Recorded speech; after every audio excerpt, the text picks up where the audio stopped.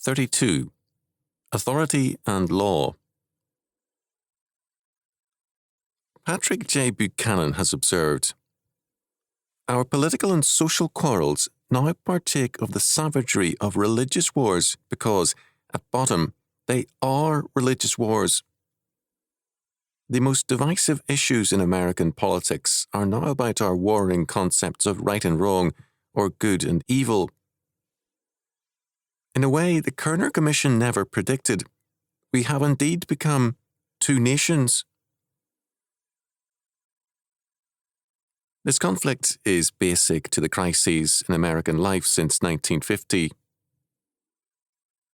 In United States versus McIntosh, Chief Justice Charles Evans Hughes recognized in his dissent that the essence of religion is belief in a relation to God involving duties superior to those arising from any human relation. The courts, however, was increasingly governed by the cynical legal positivism of Oliver Wendell Holmes Jr., who denied God and all legal, philosophical, and moral absolutes. He denied or questioned, if cosmically any idea is more important than the bowels, or if man is more significant than a baboon or a grain of sand. He observed in a letter to Harold Lasky, "What damned fools people are who believe things." In a case involving pacifism, he wrote, 1929, "All isms seem to me silly, but this hyper-ethereal respect for human life seems perhaps the silliest of all." The locale of justice was being relocated from God to man, and then to the state. The concept of the divine right of kings was an earlier form of the humanistic doctrine of justice and authority. It had extensive roots in pagan antiquity, from Africa to the Germanic tribes. The doctrine was both developed and limited within Christendom. It was limited by being placed under the authority of God, and with an accountability to him. In the coronation service, the king had to promise, before being consecrated, that he would uphold the faith and maintain justice. However, royal authority was also expanded by being associated with the triune God. Thus, in Russia, the Josephite doctrine held that the Tsar was similar to humans only by nature, but by the authority of his rank similar to God. He derived his authority directly from God, and his judgments could not be overruled by that of any prelate. The roots of the modern doctrine of the divine rights of the king, a particular ruling class such as the proletariat, or of the state, are pagan, and, in particular, Roman. According to Bussell, Roman law had revived in century 12 and had justified the imperial claims. It was from the first a destructive agent in its attitude to the spiritual powers. It could not conceive of a genuine diarchy in which both parties respect the limits of the sacred and profane departments. As in philosophic theory, the practical mind pressed towards an absolute and final authority, each side no doubt hoping to influence it to their own profit. A new lettered class of laymen arose, primed with the doctrines of a secular absolutism, as it seemed to them, which was destined to supersede the canonists. The Church had early demanded respect for property, and the new law helped to define its titles and enforce its covenants. The rejection of usury by the Church, never upheld in practice, was now withdrawn, and the prohibition was ingeniously explained away.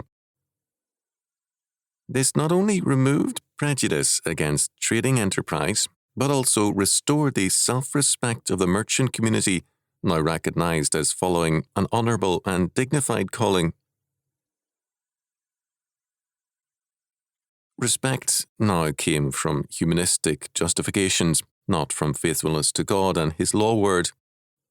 Moreover, divine right has become state right. Right now emanates from the state itself, not from God. In the process, the concepts of authority and law have been altered. Authority is a religious fact. It is non-coercive. We feel the authority of our God and His law, and we carry within us the moral force of our faith. In a biblical faith, law is derived from God, the ultimate source of all authority in all spheres. God's law has a moral force in us. We obey it because it is the ultimate right and justice of things. Modern statist law, as it departs from biblical norms, becomes increasingly no more than coercion. People more and more pay their taxes, not as a moral act, but as a necessary step to avoid state coercion in the form of a seizure of property and/or imprisonment. As Bussell observed of statist law. Meantime, having left out of reckoning all appeal to motive, except its own, state utility or the common good, it is nothing to fall back upon in case of criticism or defiance except force. Force has now become the most striking characteristic in the conception of law. Law once meant a religious and moral force. It now means statist power and coercion. The modern state has seen itself as the messianic saviour of man, as the great culminating hope of the ages. The state, republican or democratic, Marxist or fascist, is the supposed solution to human ills and problems.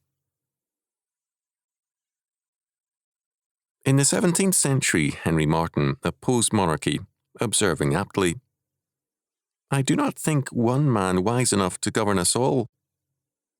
Martyn's hope was in a republic which he believed would be the mechanism whereby a virtuous social order would be realized. He wrote, "The people have this advantage in their choice, that they are incapable of being bribed." This naive assumption has certainly been shown to be false by modern politics. Subsidies are given to capital and to a wide variety of other special interest groups. Bribery in many forms is basic to the modern state. Men like Martyn believed that some form of government devised by men would provide a solution to man's problems. The attribute of many Americans has been the belief that the U.S. Constitution provides such a mechanism. Michael Kamen in A Machine That Would Go of Itself, The Constitution in American Culture, 1986, has given a telling account of this misguided faith. The two warring concepts of right and wrong, of good and evil, referred to by Buchanan, are humanistic statism and Christianity. Modern statism is a religion, a humanistic one. It believes that the state is man's natural and true order, and that the democratic or fascist or Marxist or any other state form is the just order. Justice is what the state does, because the state is the final or ultimate order.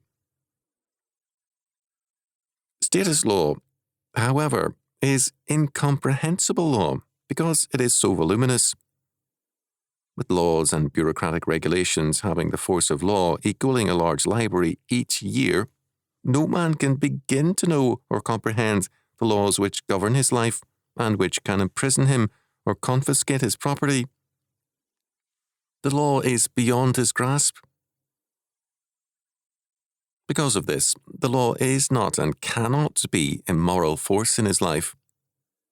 It is not written in all his being by God's creative act, so that, despite his suppression of that knowledge because of his sin and injustice,